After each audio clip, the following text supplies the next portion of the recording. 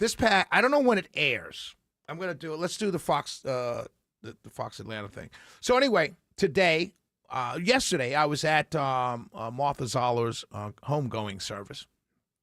We talked about that yesterday, and I sat behind Lori Geary of Georgia Gang and also my good friend Theron Johnson. They sat in front of me, and also Lee May was there, and Marita was also there from the Georgia Gang, and I sat right behind them.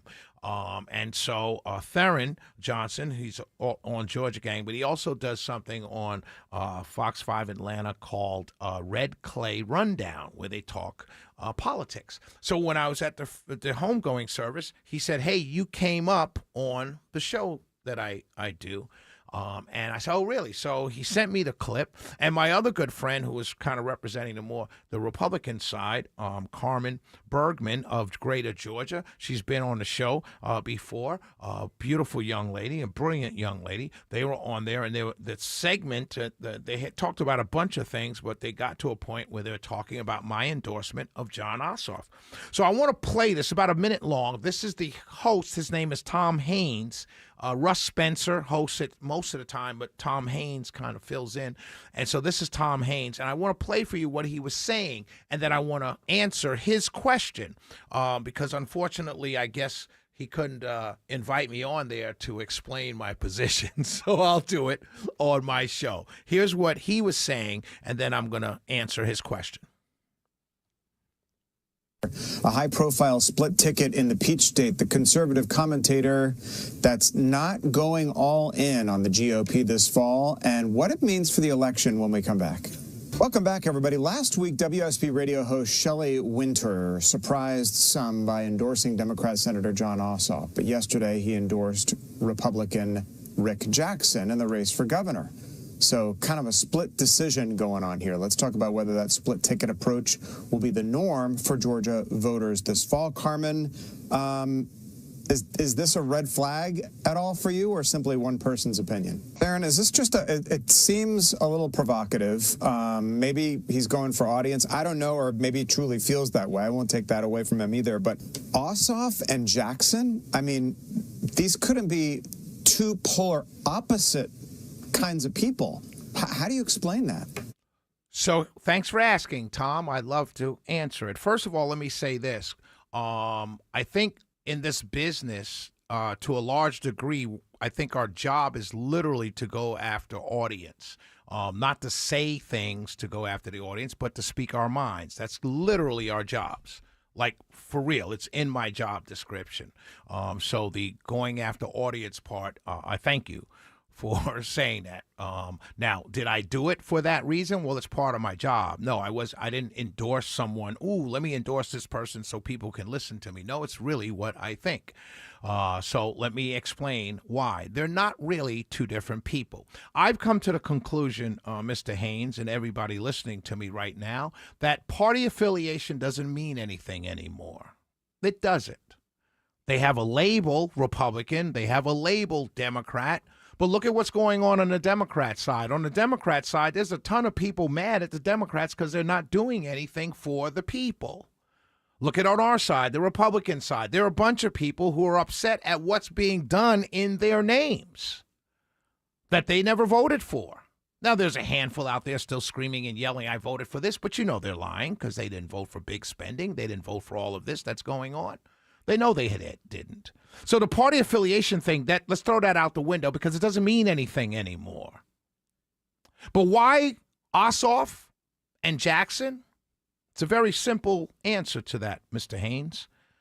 The fact of the matter is Jon Ossoff, as a sitting senator for the last several years of being a senator, I've watched him focus on issues that pertained to working and middle-class people.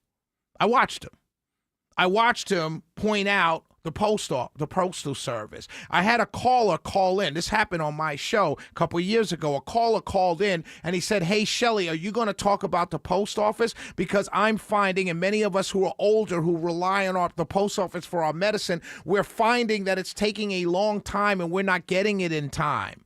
Can you find out what's going on?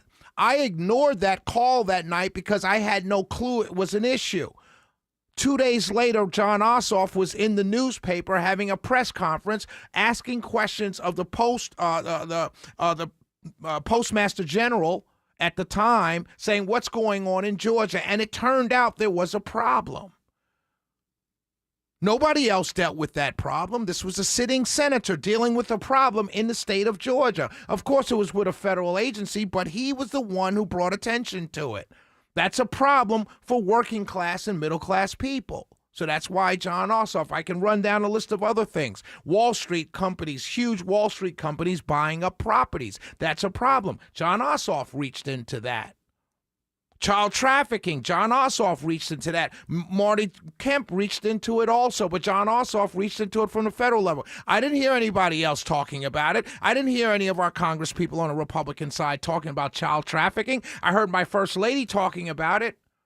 But John Ossoff, these are problems that exist. Not women and men's sports screaming and yelling. I mean, men and women's sports. That's not an issue for me. But you know what? Children being trafficked, that's an issue. Children being trafficked out of foster care, oh my God, that's a huge issue. Children being impacted from that are turned over to DFACs, oh, big problem. I saw John Ossoff talking about that. Nobody else. I saw John Ossoff for the entirety of his term in office, his first term in office, talking about problems that impacted and trying to fix problems that impacted everyday Georgians. That's why Ossoff for me. And on the other side of that race, I don't want a guy in there that's saying, I'm just going to do everything that Donald Trump wants me to do, because I don't agree with a lot of what Donald Trump has done. I didn't agree with the big, beautiful bill when it dropped. Too much spending. You told me you was going to cut spending. You didn't cut spending. You told me you were going to reduce the deficit. You didn't reduce the deficit. I didn't agree with going to war. I didn't agree with putting ICE in the streets. So that's a no-no for me. If you're going to do everything that the president wants you to do, it's a no-no. I'm going to go with the guy that's been talking about the issues impacting Georgia, working class and middle class people. Rick Jackson. I see the same thing from Rick Jackson. I just went to an event to watch Rick Jackson speak, and he spoke about fixing the problems of people, working people, middle class people. That's what he talked about, creating jobs so people can move up in life. That's what he's talking about. He's not throwing out the talking points. I heard him today. I watched him. I heard him. Questions were asked of him from a whole African-American audience. The questions that were asked of him, he was answering the questions. He didn't dance. He didn't throw out little lines. He's answering, going into depth. I also love his backstory. So that's why Jackson and Ossoff, they're not two different people. They're not polar opposites.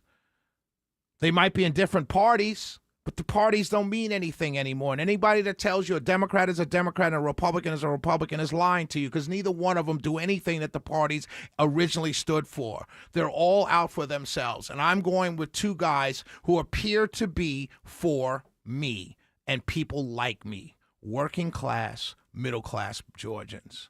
That's why Ossoff and Jackson. Mr. Haynes, thanks for asking. We'll be right back. It's the Shelley Winter Show. 404-872-0750, 1-800-WSB-TALK. And I promise you, I'm not the only one.